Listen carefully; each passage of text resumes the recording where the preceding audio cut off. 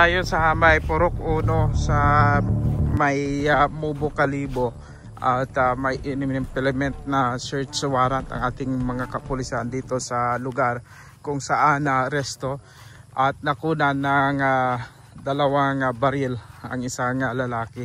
Nandito pa yung mga kapulisan natin, no, sa loob at mga taga CIDG ito at may mga kasamang special action force.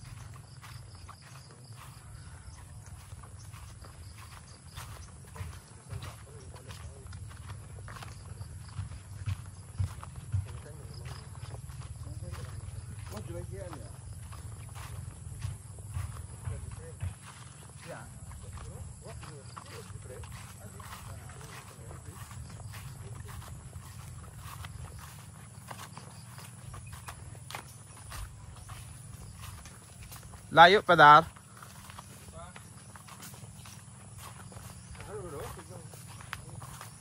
Ito na sila ho, si IDJ ho. Ito na si IDJ pala. Si IDJ, si IDJ dayo. Ay, K5 pala, kala ko si IDJ kasi nakablur eh. Shout out. Oo. Kumusta ang sitwasyon doon, Lode? Ano na, tapos na matapos. Malapit na. O sige.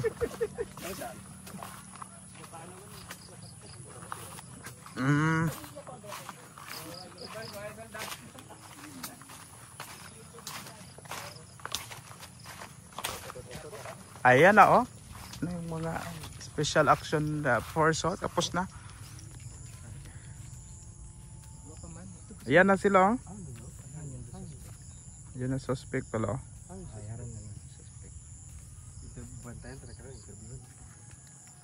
Na-interview mo man ay interview mo. Si Christian? Hindi si Christian.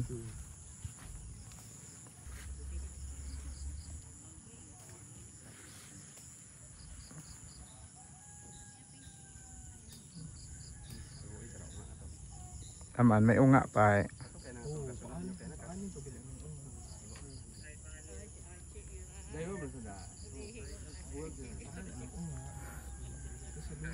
Sinang Grace Olihi, utama na si Archie.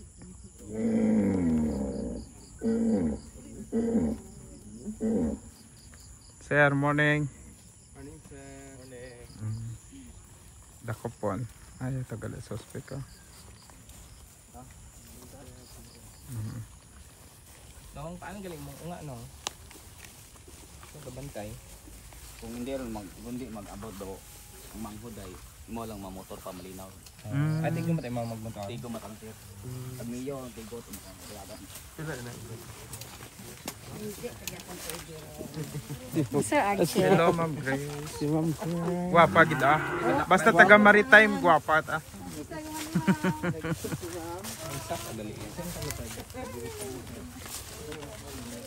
Pada Maria Teresa Nerbiol Barangay Mubo Kalibo. Magtanong lang kami kagawad, anong nangyari dito sa sa subject person? Paano ito na hinuli ng mga pulis? Kasi may reported kasi yan sir nung na may kasi na may tinutukan siya ng baril. Kaya yun siguro yung kaya naka siya ng warrant of arrest. In-applyan ng search warrant search ng warrant. mga pulis. So ibig sabihin sa barangay rin kayo nakatanggap kayo ng report na mismo ganon? yung yung family ng na tinutukan niya ng baril, yun mismo yung pumunta sa bahay namin, nagpa-assist na mag-report doon sa police station. Kailan po nangyari ito kagawad po? Mga May siguro, basta after election yun eh. Basta pasok pa yun sa gun ban. Opo. Yung tinutukan niyang bata, ilang taon po yun? Basta minor, hindi naman kasi na Minor po, minor. Oo. Opo. Taga dito talaga. Taga dito. Malapit Yan. sa malapit dito. Dito lang banda. Oh, I see. Malapit. Ano background ng suspect? Ano pangalan ng suspect na yun, ma'am? Si Larry Bernardino. Opo. Taga dito talaga sa inyo rin or dayo? Dayo lang yan. Kasi may amo siya dito. Tapos may anong binabantayan niya diyan? Hindi kasi yung amo niya dati yung nagchinso ng mga na mga punong kahoy, mga ganyan. Kaya tapos nung huli nagpaalam siya na dito na lang sa sa lupa niya. Dito na lang manirahan. manirahan. Opo. Balikan natin kanina po, pagdating ng CIDG at Special Action Force ng PNP Region 6, nakasama kayo ang witness po doon sa pag-search sa area. Pakikwento nga po paano nangyari po kanina. Nung pagdating naman namin doon, tinawag yung niya, wala naman siyang resistance, tapos binasahan siya ng warrant of arrest. Opo. Tapos yun, bago nag-search, kinapkapan muna namin yung kung sino yung mag-search doon sa loob ng bahay niya. Tapos kasama din siya sa loob na hinahalughog yung bahay niya. Ano po ang nakita doon? Ano po ang mga nakuha po? Yung unang nakita yung belt bag niya na katabi ng lagayan ng ang pinggan ng mga plato. Yun yung unang nakita. Doon nakalagay sa loob ng belt bag niya yung isang baril. Na may baril at saka magasin. May mga bala din. Laman na bala. Opo. Tapos yung isa po, ano pa yung isa? Yung isa, yung sa ilalim ng dapugan, Yung sa dirty kitchen, Hindi, sa lutuan? sa lutuan. Sa lutuan. Sa lutuan. Sa dapog sa Aklanon. Sa dapog, dapog doon, nakabaon. Binaon niya doon. Oo, binaon niya doon.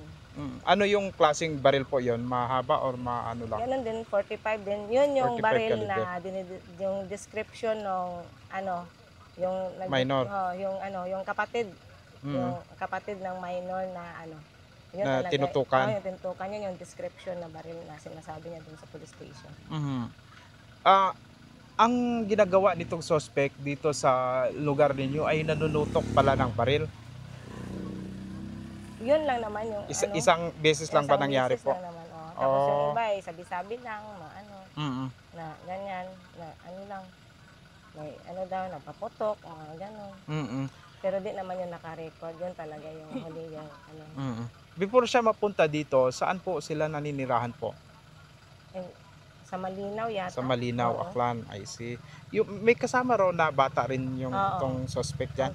Anak niya, minor din. Oo, sila lang nakatira dyan. Oo, So saan na yung bata ngayon din? Nandyan sa Sa bahay rin po? sa bahay niya. Okay lang siya doon? Pinaanuhan ko doon.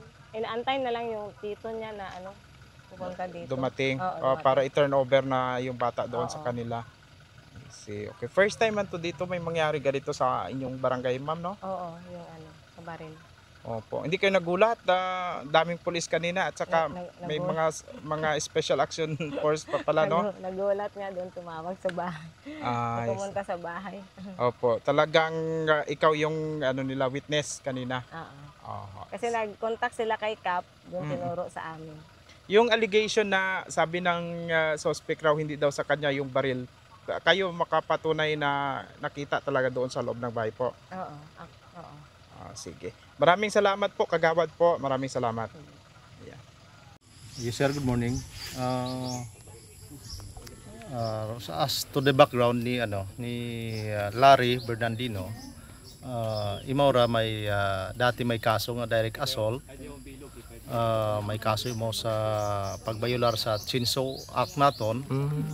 Raya may mga complaint nga naka-abot sa amon niya opisina regarding sa pagpinagupok na iya. Paghupot na wa it lisensya nga baril.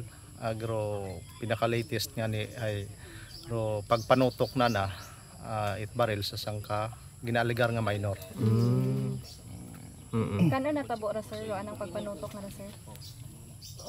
Wa ko background gid sa kung kano natabo pero nakaabot abiro report kamon igto ko July 22. So nagpadaga ako tawo para mag-conduct it validation. Agro nga ni na find out nga mga report ka na ay positive nagahupot imo it baril ag may natabo nga mga pagpanutok ag pagpagupok. May nakaabot ra sir sa barangay nga reklamo. Accordingly sa raya nga report nga nag-abot kamon ay ging husay kuno ra sa barangay. na kuan yan isanda na naayos mata siguro sanda sa barangay kung ang kami kasayod. Pero may nag-report ito kamon ko July 22 nga roy nga ni rondo anang ginaobra ya pirmi every time nga nakainom imaw ay so take action kami nga conduct it surveillance ag in-apply namon it search warrant.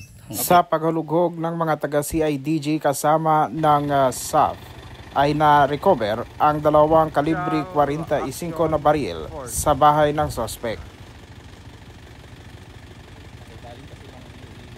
Iloilo pa ta?